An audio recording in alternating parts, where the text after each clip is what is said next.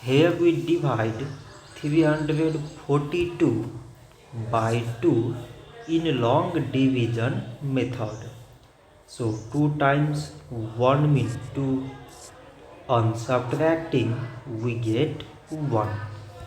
So now this 1 is less than 2. So we put down the number beside this 4.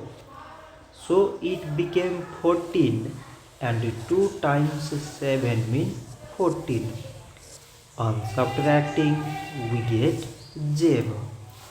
So now again we put down the number beside this 2 and we remove this 0. So 2 times 1 means 2.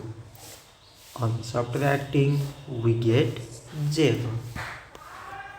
So 342 divided by 2 is 171.